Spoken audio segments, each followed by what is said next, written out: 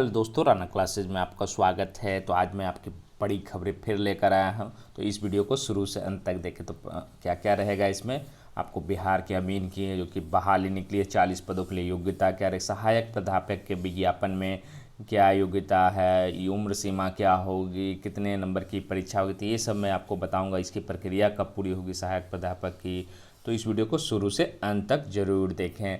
तो चर्चा शुरू करते हैं सीईटी बीएड है जो कि के बारे में। तो राज्य स्तरीय बीएड संयुक्त प्रवेश परीक्षा है जो कि कल शांतिपूर्ण संपन्न हो गया। 10 शहरों में हुआ आपको, लगभग है जो कि 278 परीक्षा केंद्र पर पटना में हुआ। सुरक्षा का रखा गया था ध्यान। परीक्षा अपने तय समय पर सुबह 11 बजे से शुरू हुआ था।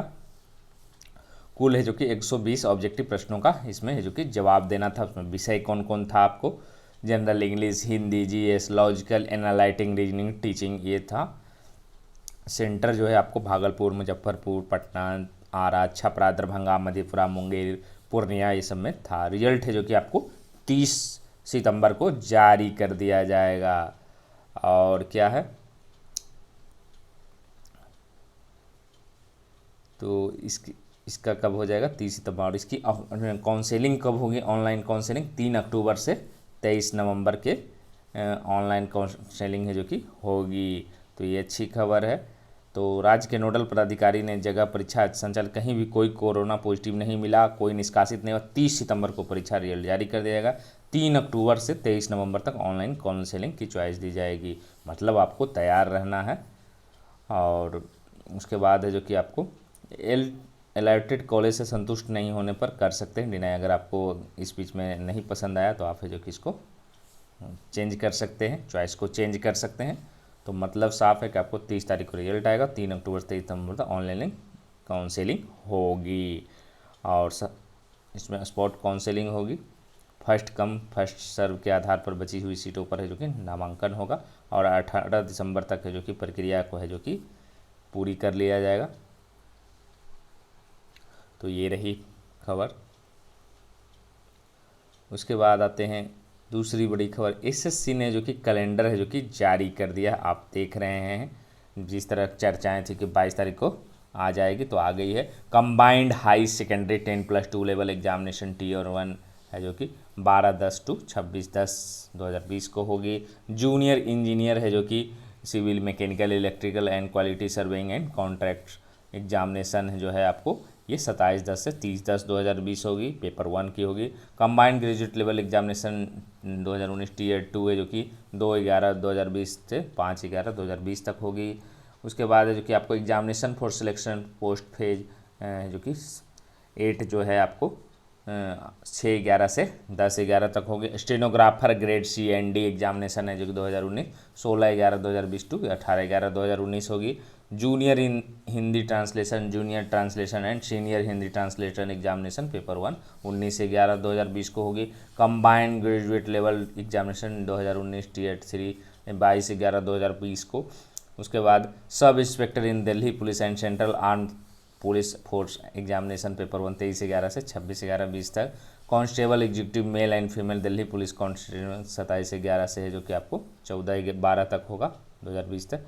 फिर जूनियर इंजीनियर सिविल, इसका mechanical, electrical and quality serving and contract examination 2019 paper 2 है जो कि आपको 31 जनवरी 2021 को होगा। Combined higher secondary level examination tier 2 कब होगा, 14 फरवरी 2021। जूनियर हिंदी ट्रांसलेशन का है जो कि ट्रांसलेटर का है जो कि पेपर 2 है जो कि 14 फरवरी 2021 को होगा। जूनियर इंजीनियर का है जो कि पेपर 1 कब होगा, क्वालिटी सर्वेइंग मैकेनिकल का, ये आपको मार्च में होगा, 22 मार्च से 25 मार्च होगा। और ये फॉर्म भराएगा 1/10 से। तो ये जो नया फॉर्म आएगा आपको 1/10 से 30/10 तक भराएगा। सब इंस्पेक्टर इन दिल्ली पुलिस है जो कि इसका असिस्टेंट सब इंस्पेक्टर का एग्जाम कब वो 26 मार्च पेपर 2 होगा। Stenographer grade C examination 2020 CBE, इसका फॉर्म 10/10 से 4/11 तक भराएगा। और 29 मार्च से 31 मार्च तक परीक्षा होगी। कंबाइंड हायर सेकेंडरी, इसका भी विज्ञापन है जो कि 2020 का जारी हो जाएगा। और 6/11/2020 से 15/12/2020 12 जो कि अप्रैल से 27 अप्रैल के बीच होगा। उसके बाद आते हैं कंबाइंड ग्रेजुएट लेवल टीयर 1, तो इसकी भी वैकेंसी इसी साल आएगी। 21/12/2020 से 25/1/2021 तक भराएगा फॉर्म, और 29/5 से 7/6 तक परीक्षा होगी। सब inspector in Delhi police and central arm police forces के पेपर 2 12/7/2021 को होगी परीक्षा इसकी। मल्टीटास्किंग, तो MTS भी आपको 2 फरवरी 2021 को, 18 फरवरी या 18 मार्च 2021 को जो कि विज्ञापन आएगी, और 1/7 से 20 तक परीक्षा होगी। और आपको इसकी भी आए कांस्टेबल GD, आपको जो है CAPF SSF rifleman, Assam rifle, ये सब 25 मार्च से 10 है जो कि मई तक है जो कि भराएगा। 2 अगस्त से 25 अगस्त, मतलब विज्ञापन जारी होने की तिथि भी जो कि आप, और ये भी जो है कि कल ही जारी हुई थी।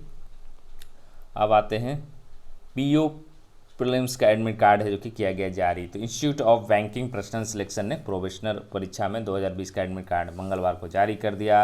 एडमिट कार्ड IBPS.in पर जाकर डाउनलोड कर सकें। PO प्रीलिम्स में शामिल होने के लिए अभ्यर्थी 11 अक्टूबर 2020 तक है जो कि एडमिट कार्ड डाउनलोड कर सकते हैं।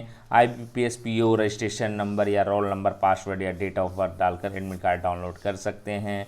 PO की प्रारंभिक परीक्षा 3, 10 और 11 अक्टूबर को ऑनलाइन मोड में आयोजित की जाएगी।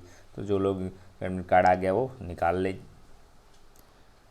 उसके बाद क्या है, 7 को 11:30 बजे से शुरू होगी 31वीं बिहार न्यायिक सेवा परीक्षा। तो बिहार लोक सेवा आयोग की ओर से 31वीं बिहार न्यायिक सेवा प्रतियोगिता परीक्षा 7 अक्टूबर को आयोजित किया जाएगा। BPSC ने विषयवार परीक्षा कार्यक्रम जारी कर दिया है। सामान्य अध्ययन की परीक्षा 7 अक्टूबर को 11:30 बजे से 1 बजे दोपहर तक, और विधि पेपर 2 बजे से दोपहर से 4 बजे तक आयोजित किया जाएगा। आयोग ने कहा कि परीक्षा शुरू होने की तिथि से 1 सप्ताह पहले एडमिट कार्ड है जो कि आयोग के वेबसाइट पर जारी कर दिया जाएगा। उम्मीदवारों को डाक से एडमिट कार्ड नहीं भेजा जाएगा। इसके साथ ही आयोग ने कहा कि 2-3 बार निबंधन कराने वाले सूची वेबसाइट पर जारी कर दी गई। इसके साथ अनर्हित उम्मीदवारों की सूची भी आयोग ने जारी कर दी। अगर किसी उम्मीदवार को अनर्हित सूची में साक्ष्य के साथ ईमेल ID तो bpsc-patna-bihar.nic पर 29 सितंबर तक आपत्ति दर्ज करा सकते हैं।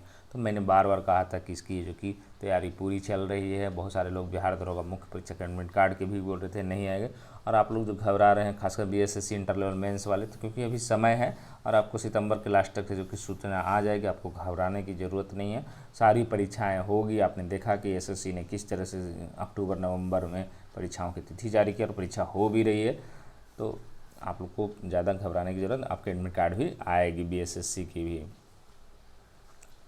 अब क्या, बिहार ने बेरोजगारों के लिए बनाया रोजगार पोर्टल। तो बेरोजगारों को रोजगार के अवसर मुहैया कराने के लिए बिहार अब अपना रोजगार पोर्टल बना है। श्रम संसाधन विभाग द्वारा यह राज्य स्तरीय नियोजन पोर्टल तैयार किया गया। इस पोर्टल पर राज्य के साथ साथ देश और विदेशों में उपलब्ध रोजगार के अवसरों का भी समेकित ब्यौरा उपलब्ध होगा। विभाग इस पोर्टल से बड़ी कंपनियों को भी जोड़ने की योजना का काम कर रहा है। राज्य में अभी तक केंद्रीय पोर्टल की मदद से बेरोजगारों के निबंधन का काम किया जा रहा है। राज्य के सभी नियोजनालयों के माध्यम से नेशनल करियर सर्विस प्रोजेक्ट के तहत वर्ष 2016 से नेशनल करियर पोर्टल ऑनलाइन निबंधन कार्य किया। इसके माध्यम से अब तक 12,32,000 आवेदकों का निबंधन हो चुका, मगर अब केंद्रीय पोर्टल पर निर्भरता खत्म होगी। रोजगार की चाह रखने वाले बिहार के युवा राज्य के अपने नियोजन पोर्टल पर निबंधन करा सकेंगे।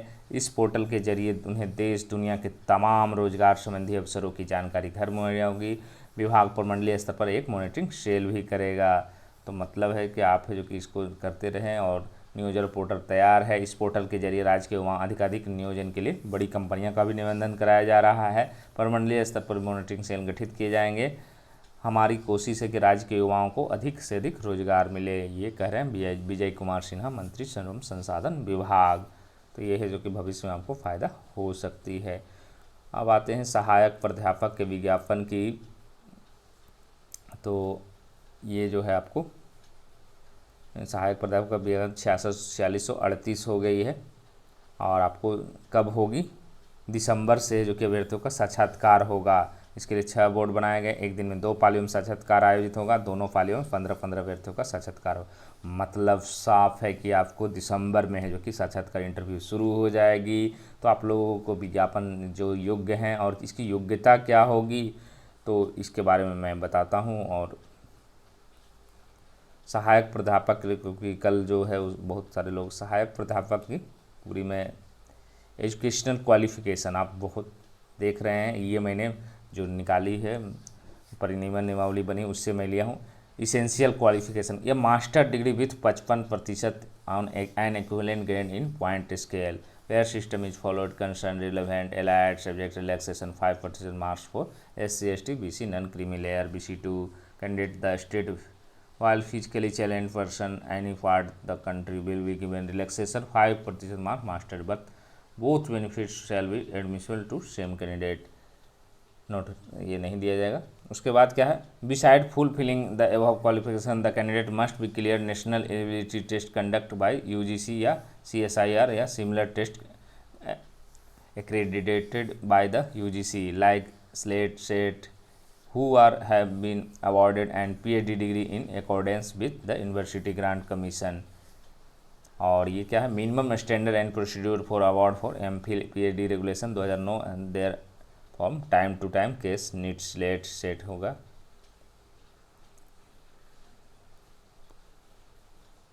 उसके बाद क्या है, assistant professor equivalent position university fulfill following condition. The PhD degree जो होगी वो the candidate has been awarded in a regular mode होना चाहिए। The PhD thesis has been equivalent list to external examination and open PhD viva voice of the candidate has been conducted. The conducted published 2 research paper from his her PhD work out of which at least one referred general UGC care scope. The candidate has presented at least 2 paper based on her PhD works in seminar UGC NET SLET के लिए दिया हुआ है। तो आप लोग जो कि इसको देख सकते हैं और इसके लिए मेरे पास PDF है, आप लोग PDF डाउनलोड भी कर सकते हैं वेबसाइट पर।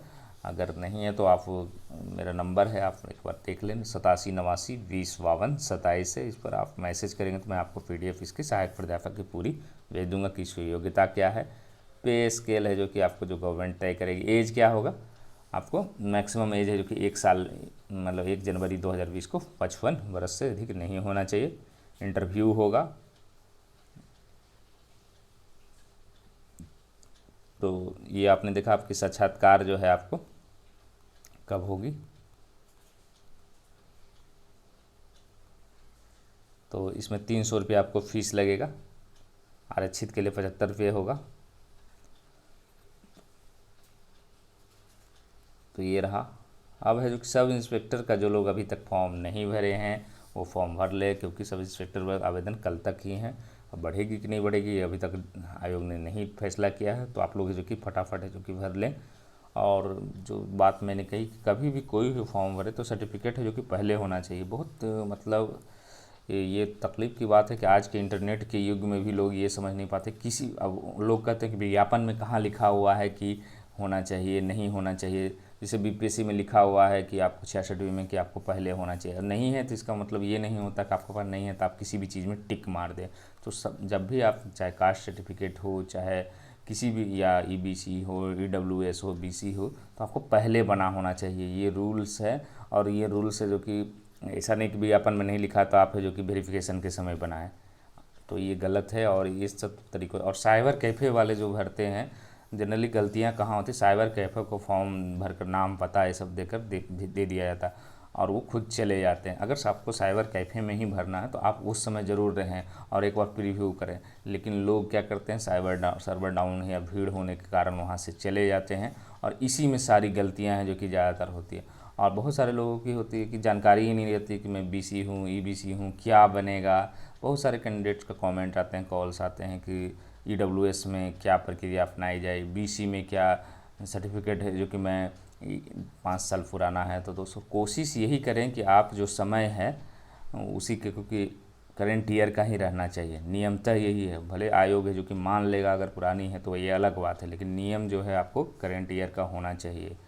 तो आप लोग ये सब में सावधानी बरते। बहुत सारे लड़के बाद में जब फॉर्म भरने के बाद बहुत तकलीफ़ में होते हैं और कहते हैं और उनको है जो कि नौकरी से भी इनको नियुक्ति प्रक्रिया से हटाना पड़ता। तो ये सब प्रक्रिया है जो कि ये लापरवाही का ही एक बहुत बड़ा कारण है।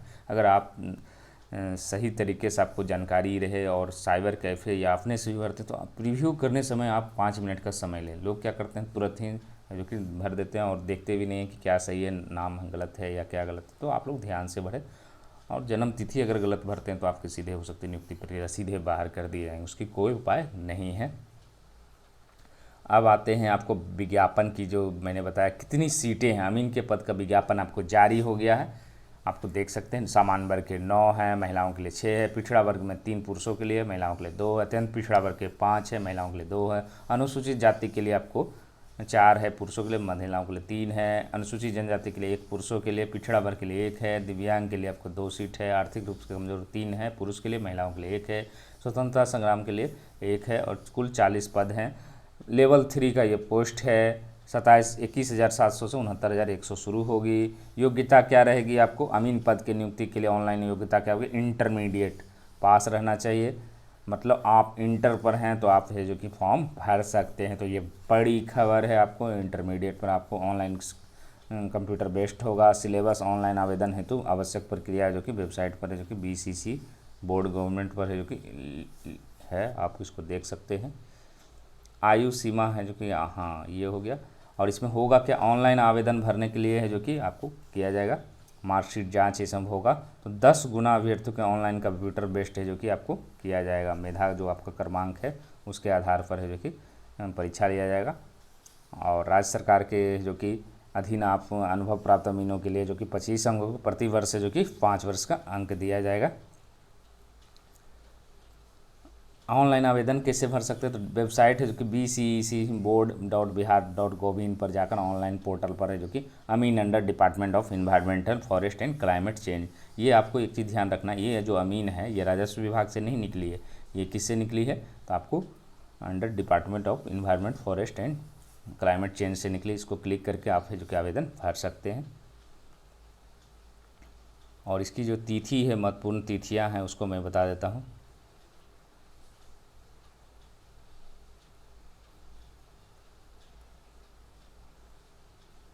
ये रजिस्ट्रेशन की तिथि जो है आपको 30/9/2020 से शुरू होगी। ऑनलाइन आवेदन की अंतिम तिथि 31/10/2020 होगी। रजिस्ट्रेड चालान भुगतान 29/10/2020 और रजिस्ट्रेशन के लिए डेबिट कार्ड से 31/10/2020। तो इससे जो कि आप भर सकते हैं।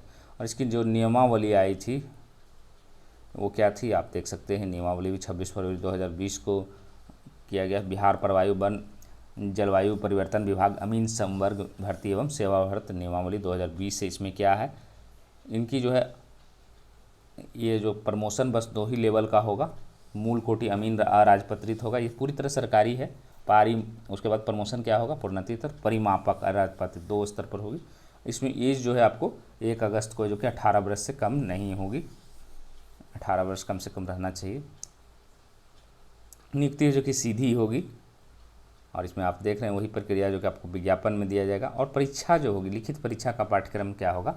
सामान्य ज्ञान, समसामयिक घटना, सामान्य विज्ञान तथा सामान्य हिंदी 50 अंक। द्वितीय खंड में आपको सामान्य गणित 25 अंक के रहेंगे। 75 अंकों का लिखित प्रतियोगिता परीक्षा वो कंप्यूटर बेस्ड होगा। प्रशिक्षण अमीनों को समय समय पर सरकार द्वारा निर्धारित प्रशिक्षण लेना अनिवार्य होगा। अधिक प्रशिक्षण के अंत में परीक्षा नियत की जाती है तो इसमें उत्तीर्ण होना अनिवार्य है। विभागीय परीक्षा एवं पाठ्यक्रम 1 अमीनों की विभागीय परीक्षा विषय पाठ्यक्रम प्रक्रिया का निर्धारण परीक्षा केंद्रीय परीक्षा समिति राजस्व परिषद द्वारा विभाग से परामर्श किया जाएगा। संपुष्टि है जो कि आपको ये होगा बाद में जब जॉब लगेगी। तो ये आपने देखा कि आपकी विज्ञापन निकल चुकी है। इंटर पर लेवल 3 की पोस्ट है और ये आपके लिए बेहतरीन मौका इंटरमीडिएट वालों के लिए। और जो लोग खासकर जो फरवरी के जो अमीन राजस्व भूमि सुधारक 1700 पदों का जो इंतज़ार कर रहे हैं उनकी भी है जो कि आपको इलेक्शन बाद है जो कि डेट परीक्षा की आ सकती है। और जहाँ तक बात बिहार दरोगा के बताया था कि 13 जिलों में कौन कौन जिला होगी? पटना, नालंदा, गया, भोजपुर, रोहतास, मुजफ्फरपुर, मोतिहारी, छपरा, दरभंगा, भागलपुर, पूर्णिया, सहरसा, बेगूसराय। तो ये इन्हीं सेंटरों में आपकी कोई सेंटर होगी किन्हीं जिलों में। तो आज जो कि 10 बजे से आप एडमिट कार्ड है जो कि डाउनलोड कर सकते हैं।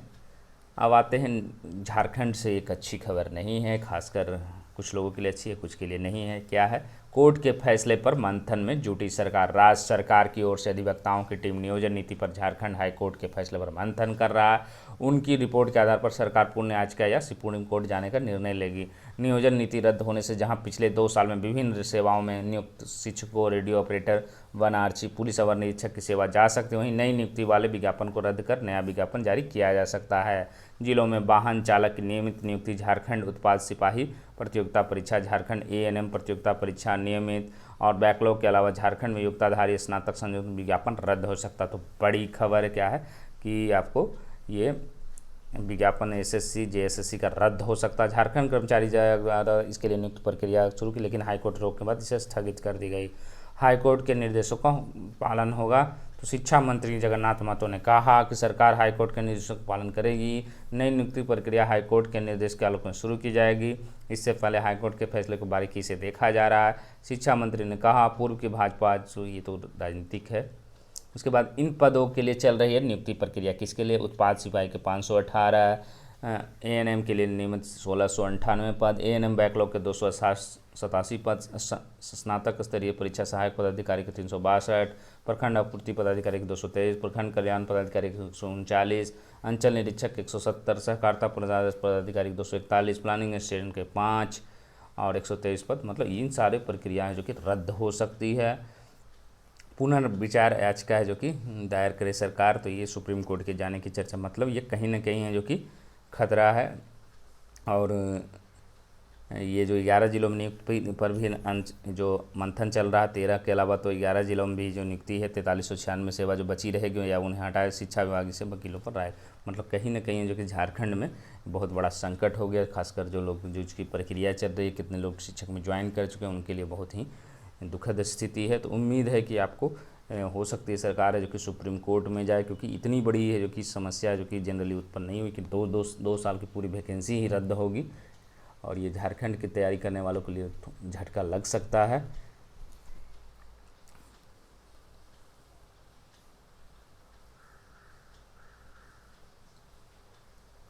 तो उम्मीद है कि आपकी सारी जो भी मेरे पास न्यूज़ थी और वो मैंने दे दिया। कुछ है जो कि आपको नहीं दे पाया, उसमें है बीपीएससी ने है जो कि आपको पॉलिटेक्निक और इंजीनियरिंग कॉलेज को लेक्चरर की बहाली है जो कि निकली है, उसको आप वेबसाइट पर जाकर देख सकते हैं। तो इसी के साथ धन्यवाद।